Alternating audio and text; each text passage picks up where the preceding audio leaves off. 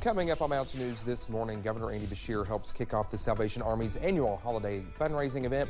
And a Marine Corps League here in our region wants to make sure every child gets a toy this holiday season.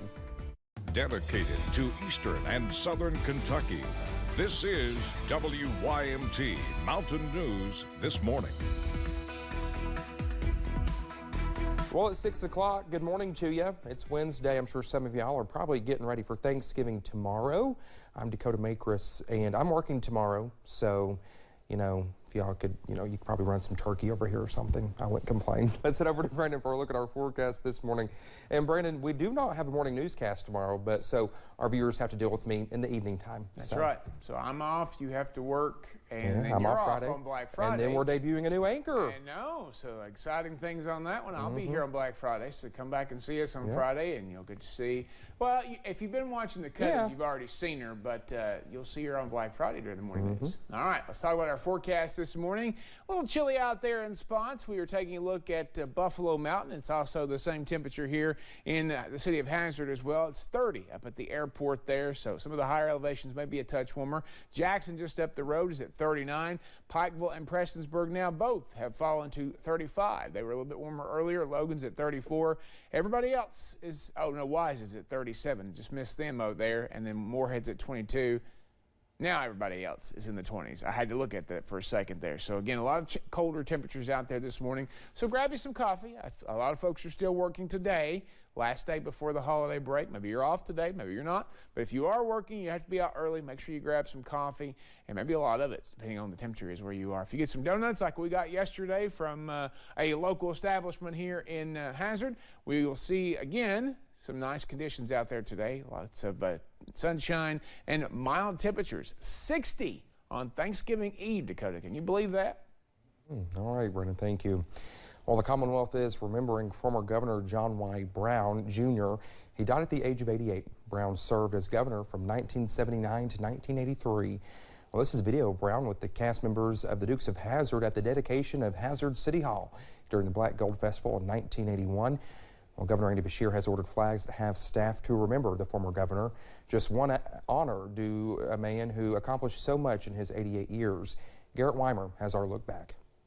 By the time John Y. Brown took office in 1979, Thank you. he had already turned Kentucky Fried Chicken into an international chain. I'm new to the scene of Kentucky politics. And was ready to put his business acumen to work for the Commonwealth. We have a very simple goal together, and that is to make Kentucky great. Analysts say Brown reduced the budget while bringing in record commerce to the state. He was a salesman primarily, and what I think he was adept at was selling the state. So between himself and his wife, Phyllis George, they really did a tremendous job, I think, of selling Kentucky to the outside world. He also brought it together, putting pressure on Kentucky and Louisville to play each year in basketball. We're living in the dark ages. Talk about not playing a major state competitor. In a statement, Brown's children called their father a true Kentucky original who beamed with pride for his home state. These people are so beautiful. The people of Kentucky are just the best. And I think this day just sort of exemplifies the kind of people that people of Kentucky are.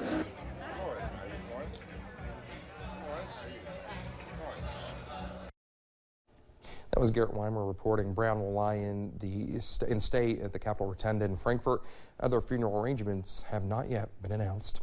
Gubernatorial candidate Kelly Knight Craft made a stop at Lisa's 5th Street Diner on her kitchen table tour throughout Bowling Green on Monday.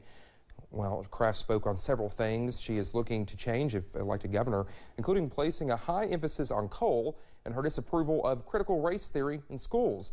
While there, Craft gave her thoughts on Governor Andy Beshear's recent executive orders regarding medical cannabis. There are so many issues right now, and I think we need to leave that to the top experts, and we are now waiting.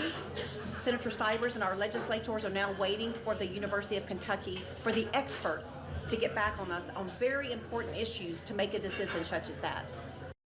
She is just one of several Republican candidates running for governor. Primary election day will be May 16th. The Salvation Army's Red Kettle campaign is officially underway. We'll expect to see bell ringers asking for donations outside of stores around the Commonwealth. Governor Andy Beshear helped the organization kick off the annual fundraising campaign in Frankfort. He called the kettles an iconic part of the holidays. And don't you all love the Salvation Army red kettles?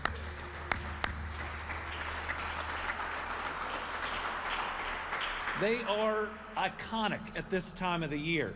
They're a symbol of hope, of love, and of generosity. As governor and as a dad, I am grateful for all this organization does for our families.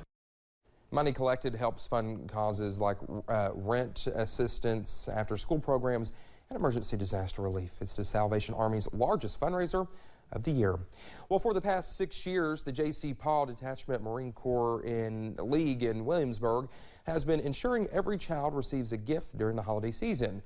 Our Olivia Calfee has more on the heartfelt effort. The South Central Kentucky Toys for Tots is ensuring over 12,000 kids receive toys this Christmas. At Christmas morning, there's some kids out there opening some gifts and having a Christmas morning that might not have had one otherwise. The program is for low-income families with children up to 14 years old. Sims says this year they hope to gift each child 2 toys and 2 books. Every year depends on donations. That's dependent on how many we get from the local people. We have donation boxes out in about 170 locations. We have cash donation boxes out. We accept it on our website donations. Co-organizer Catherine Sims says they always need volunteers. Working endlessly from October to December can be hard with minimal help, but the stories they hear make it all worth it. When they talk about Santa Claus, she says Santa Claus is just a cartoon. She said, but when we talk they were getting toys for tots, you're the real Santas. She says, we are really thrilled. They're so thankful. This year, Toys for Tots will be handing out over 20,000 gifts and books and serving more than half a dozen counties. Because every tot deserves a toy. In Williamsburg, Olivia Calfee, WYMT Mountain News. Well, if you'd like to donate to South Central Kentucky Toys for Tots or volunteer, we have more information on WYMT.com. Well, there is a new CEO at the helm of Hazard ARH. The hospital system announced in late October that Lexington native Brian Springate will serve as CEO. He has an extensive career in healthcare at multiple hospitals across the country. He tells us he is excited to serve the people of Eastern Kentucky. I see myself as a big part of what goes on in the community. We like to ingrain ourselves in the community, be involved in the things that go on. It creates a better working environment for us, makes me happier, and it also gets the name of the hospital out there. Springate is a graduate in the University of Kentucky's nursing program. He has also previously served as COO of Cumberland Regional Hospital in Somerset. Kentucky State Senator Ralph Alvarado has been appointed as Tennessee's health commissioner. Senator Alvarado, who is a physician, was appointed yesterday by Tennessee Governor Bill Lee. The Republican from Winchester has served as state senator since 2014 and then was also Governor Matt Bevin's running mate in 2019. His resignation from the state Senate will trigger a special election for the 28th district that includes part of Fayette County and all of Bath, Clark, Menifee, and Montgomery counties. One Kentucky organization made a big donation to help healthcare workers who were ravaged by July's flooding. On Monday, officials with the Kentucky Association of Health Plans announced a $200,000 grant for the Kentucky Rural Health Collaborative Fund. The fund is designed to help those in the medical field that lost their homes or had them badly damaged and help them purchase everyday appliances. Rural Health Collaborative funds have also been helping frontline medical workers with food, temporary housing, and permanent accommodations, along with water and mold mitigation. As many Kentuckians head to their Thanksgiving destination, the communities impacted by last year's tornadoes are still working to rebuild. Amber Philpott takes us to Western Kentucky to give an update on the recovery. We talked with Mayfield Mayor Kathy Onan, who says the city's landscape has changed since December 10th, but the hearts of everyone are still Mayfield strong. I love to tell our story. It is, to me, the tornado's just the beginning of that story.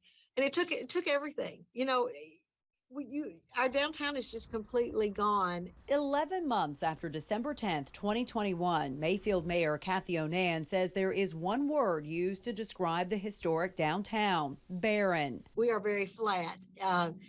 You know, I talk to people all the time, and I experience this myself.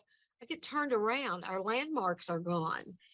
And sometimes I get real excited seeing that barren land, because it has to be barren before rebuilding starts. Where the historic courthouse once stood is an empty lot surrounded by fencing. Across the street, north of the courthouse, empty lots that were once filled with homes and families.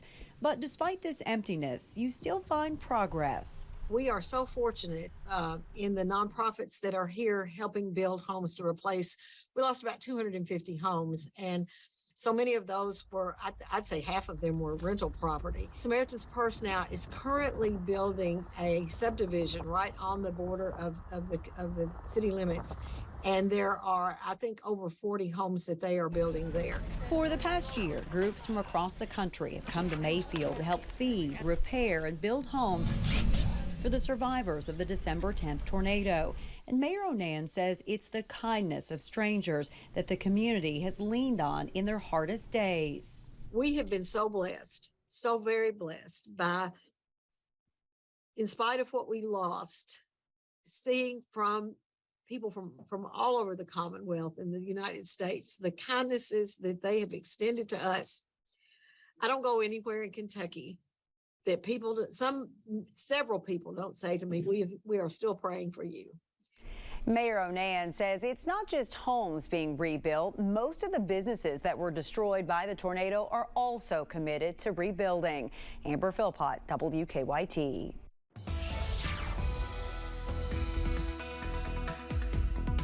I actually got the chance to see Mayor Onan talk at the Ken 10 Weather Conference in Bowling Green a little while back, and she's a powerful public speaker. I think they'll give her a dry in the room at that point after her speech. 6:12 this morning, we are looking at cold temperatures here across the region. We're seeing 21 now in Monticello, 39 in Jackson. Everybody else kind of falling in between. The colder temperatures down into the Cumberland Valley, more sheltered locations down that way, and you see some warmer temperatures in the Big Sandy going back into parts of West Virginia. Across the region, 51 Myrtle Beach, 45 in the Big Apple, 31 in Springfield, Missouri, and 27 in Columbus this morning. That was kind of the four corners there of our region, but a lot of 20s, 30s, and 40s out there this morning. More 30s and 40s than anything as you head out the door. 60 this afternoon, a very nice day, lots of sunshine. Get out there and enjoy it, and that trend will continue as we head into Thanksgiving tomorrow. Dakota? All right, Brendan, thank you so much. When we come back here on Mountain News this morning, police in Virginia investigate a deadly shooting at a Walmart supercenter.